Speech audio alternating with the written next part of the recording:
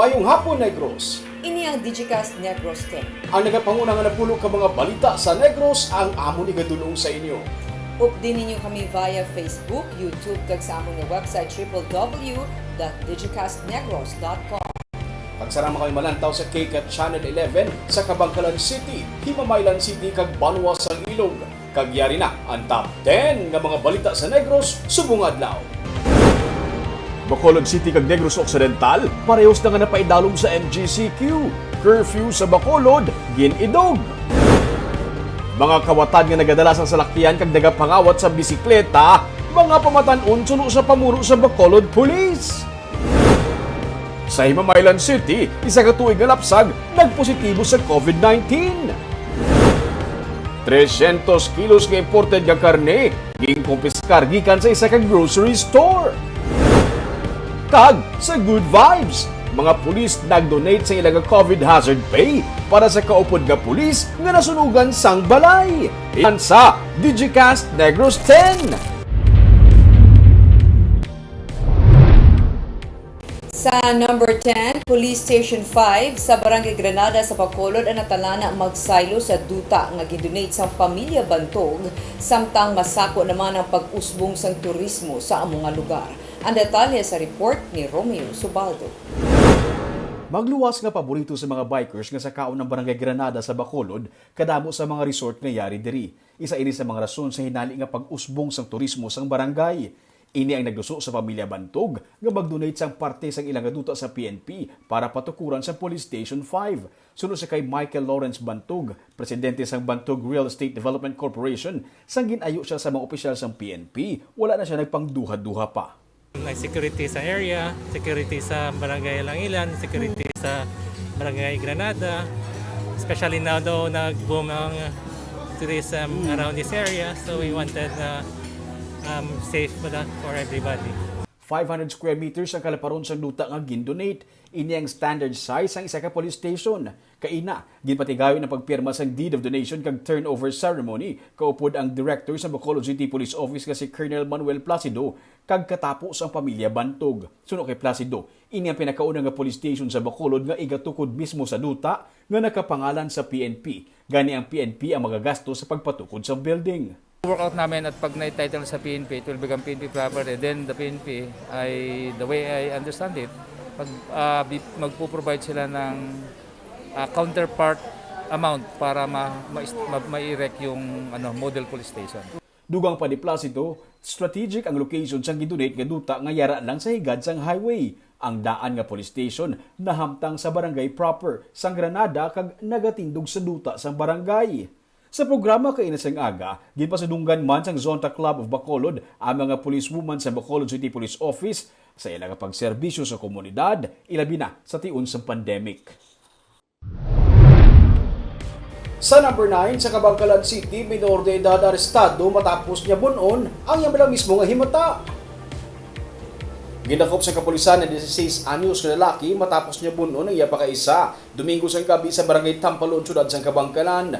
Sa sa investigasyon sa PNP, nagainom lang ang amo sang amo nga gabi ang biktima upod sa iya nga amay kag mga utod sang mag-abot ang iya nga pakaisa nga si Romy Suyo, 30 anyos kag ang utod sini. Sila nag-istorya suno sa pulis sa pamilya sang suspect ahot sa problema sa trabaho tubtob nga nagbinaisay na. Ini nagtulod sa sunod sa pulis ang minor de edad nga bunon si Suyo. Si Suyo ang may igo sang buno sa iya tiyan kag giliyon man niya gintala sa ospital agud mabulong. Wala man sunod sa pulis ang planos nga pasakaan sang kaso ang biktima ang iya minor de edad nga pakaisa. Sa number 8, 18 anyos nga lalaki ang nalumos sa Bago River. Patay na sa ma-recover sang rescue team sang Bago City ang 18 anyos nga si Ray Besin nga nalumos sa Bago River sang kahapon. Sandig sa investigasyon sang PNP, ang biktima upod sang iya mga abyan ang naghagaray nga magpangisda sa suba alas 8 sang aga kahapon. Matapos magpangisda, sila ang nagpinaligo sa suba. Ugaling sunod sa pulis, mahimo wala na matsansyar ni Besin ang kadalumon sa suba gani sang paglumpat niya. Siya ang nagsarurot kag wala na makabutwa. Gintinghuan pa siya nga ma-rescue sang iya mga upod pero wala ini matabangan. Patay na sa ma-recover sang rescue team ang biktima alas 12:30 sang udto.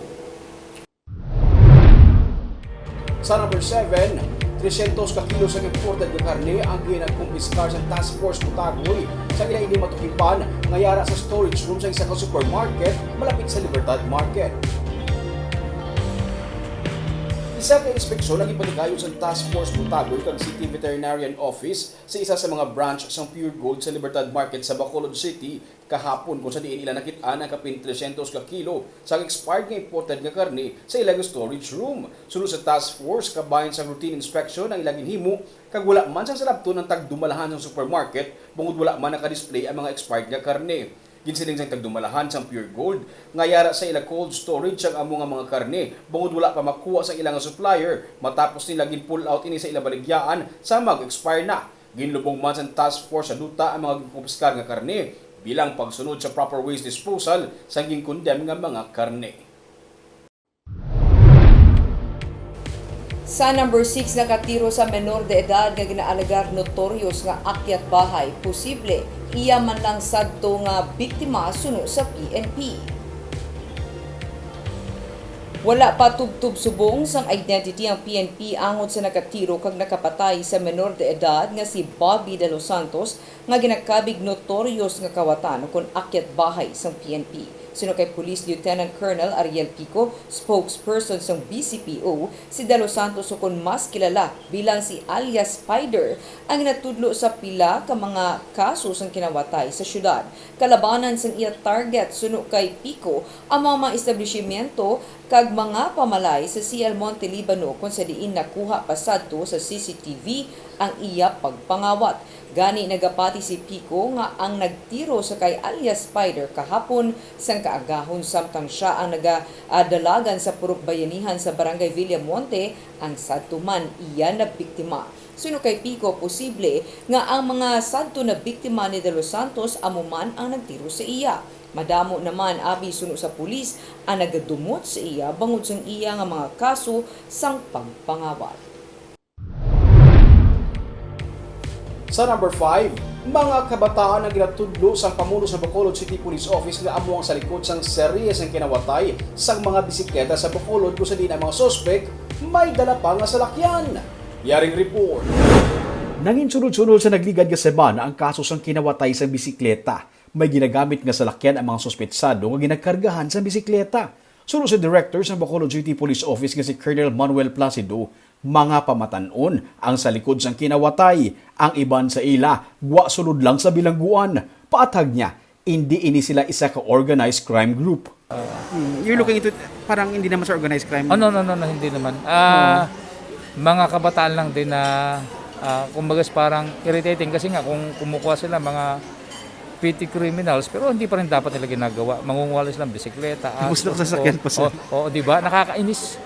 Kailan pa rin sila talaga maparusahan. Although yung iba nga is minor yung napapind namin na suspect. Dugang pa niya, ilaman ginausisa ang insidente sa Talisay City kung saan may isa man kabalay kaginsulod sa mga kawatan kaginkawatan man sa bisikleta. Pero wala niya ginadula ang posibilidad nga isa lang ka grupo ang nagapanaka sa balay sa Bacolod kag Talisay. Probably. Possible na. Kasi ano ron naabuso ng ibang kabataan yung pagiging minor nila para ma-exempt sila. Pero hindi dapat. Nagapasalig si Placido nga sa hindi madugay, ila na madakpan ang ini nga mga kabataan. Sa number 4, may duha pagid ka mga empleyado sa syudad sa Kabankalan ang nagpositibo sa COVID-19. Sa 141 nga empleyado nga ginpaidalom sa surveillance testing sa nagligad nga semana, duha ang nagpositibo. As of December 1, sunod sa bago ginapoint nga PIO nga si Jake Carlin Tubang, may 26 na ka mga empleyado ang nagpositibo sa virus. Sa Huwebes, Disyembre 3, ipaidalom ang last batch sa mga empleyado sa surveillance testing. Sunod kay Tubang, padayon nga 50% lang sa workforce ng syudad ang nagareport sa City Hall kag ang nabilin work from home. Ginapaabot naman ang executive order ni Mayor Pedro Zayco subong nga adlaw. Inya nagalakip sang pagkambyo sang curfew hours gikan sa alas 8 sang gabi tubtub las 4 sang kaagahon padulong sa alas 10 sang gabi tubtub las 3 sang kaagahon. Pagadumilian man ang social gatherings kasubong sang Christmas party sa mga empleyado sunod kay tubang. As of November 30, may 5 ka bag-o nga COVID-19 case ang syudad. Ang tanan sir nga naga-facilitate ka naga-process sang ila may mga kwan kaya for example kami sa tourism kag sa information wala ka kilalang sa amon ang naga-facilitate pero may naga-kadto sa City Hall. Okay. So amo lang to ang naga-facilitate ang makapaswa. Sa Thursday na ma'am, that's going to be the last of the surveillance testing. Yes. Oo. That would be the last. Kadto naman kita sa syudad sa Himamaylan para sa number 3. Isa ka tuig nga bata nagpositibo sa COVID-19. Ini siya nakitaan sa simptomas ng COVID-19 kag sa karon yara na sa quarantine facility. Negatibo naman sa virus ang iya nga iloy. Sa record sa Himamaylan, ang bata nga lalaki ang taga Mabinay, Negros Oriental. Upod sa iya nga iloy nga nagabusong, sila ang nagabot sa Barangay 4 sa Himamaylan sa Oktubre 26 kag nagtinir sa balay sang iya nga lola. Nobyembre 4 sa nagpa-check up ang iyang iloy para sa prenatal. Dito pala natukiban nga gikan sila sa Oriental. Antes ini, ang bata ang ginsip-on nasang isa ka semana. Ginpaidalom sila sa swab test kag gipatinir sa quarantine facility kag Nobyembre 28 nagbuo ang ilang test result. Sa number 2, may 7 ka mga persona ang ginisyuhan sa citation ticket sa Task Force Disiplina sa Bacolod City sa una nga adlaw nga paglibot sini sa pagpatuman sang ordinansa nga nagamando sa nga pagsuksok sang face shield. Suno sa pamuno sang task force nga si Wilfredo Julingo, ang 7 ka mga persona ang wala sang bitbit nga face shield sa mga pampubliko nga lugar kag lunsay indi mga pumuluyo sang Bacolod. Ginpahayag man ni Jolingo nga madamo sa gihapon sa mga pumuluyo ang wala nagasuksok sang face shield kundi ila lamang ini ginasulod sa ilang nga bag, ginakapyutan o kun ginabutang sa ibabaw sang ilang nga ulo. Gani sila ang ginapaandaman lamang sa nga task force nga dapat isuksok gid ang face shield sang eksakto agud nga indi malatnan sang COVID-19. Sandig sa ordinansa, mayara sang multa nga 200 pesos ang wala nagasuksok sang face shield kung taga Bacolod kag 300 pesos naman kung indi taga Bacolod. Gindugang pa ni Jolingo nga mahimo kinahanglanon pa nga palawigon ang information dissemination sa publiko tuhoy sa mandatory nga pagsuksok sang face shield sa syudad. Kag sa numero 1 sa mga balita subong nga adlaw, Negros Occidental kag syudad sa Bacolod ang pareho nang gipaidalom sa MGCQ. Ini matapos nga gin-downgrade ang Bacolod sa Modified General Community Quarantine. Pero ano ba lang kinalain sa GCQ sa MGCQ? Yari report ni Marty Go. Nagpagwa na kagabi si Bacolod Mayor Evelio Leonardia sang bag-o nga executive order nga nagapaidalom sa syudad sa Modified General Community Quarantine o kun MGCQ. Ang mga nagaedad 14 anyos panubo kag masobra sa 65 anyos, mga persona nga may mga balatian kag mga nagabusong, ang kinahaylo sa gihapon nga magpabilin sa sulod sang panimalay, magluwas lamang kung may importante nga kalatuan kasubong sang pagpamakal sang essential goods kag services. Humalin sa alas 10 sang gabi, ginhimo na nga alas 11 sang gabi ang sugod sang daily curfew, tubtub las 4 sang kaagahon. Pero sarang ini nga maligwat sang alkalde sang syudad, pinaagi sa iya emergency powers. Ang mga opisina sang gobyerno ang mahimo na nga maka-operate sa full capacity, pati na ang mga shopping malls. Mahimo man nga makabalik sa full operating capacity ang iban nga mga establishmento komersyal, magluwas lamang sa mga barbershops, salons kag personal care service establishments, dine-in restaurants, fast food and food retail establishments nga mahimo lamang maka-operate sa 50% sang ilang venue capacity. Amuman ang mga language, driving, dance, acting, voice schools, mga sinihan, libraries, museum, tourist destinations, tattoo kag body piercing shops. Ang mga hotel kag pension houses ang maka-operate naman basta na-accredit sang Department of Tourism. Kinahanglan man sang approval sang DOT ang paghiwat sa mga live events. Mahimo naman maka-operate ang mga bulangan, pero kinahanglan nga magsunod sila sa mga pagsulundan sang IATF. Hindi sa gihapon maka-operate ang mga beer houses kag ilimnan kasubong man ang mga kid amusement industries. Mayara sa gihapon sang partial liquor ban kung sa diin sarang lang makabaligya sa makahulubong nga ilimnon humalin alas 12 sang udto tubtob alas 6 sang gabi kag mahimo lamang makainom sa sulod sang balay o kon pribado nga mga lugar. Wala sa gihapon ginapahanugutan ang paghampang sang mga contact sports. Makahiwat naman sang mass gatherings kasubong sang mga religious activities pero 50% lamang sa venue or seating capacity.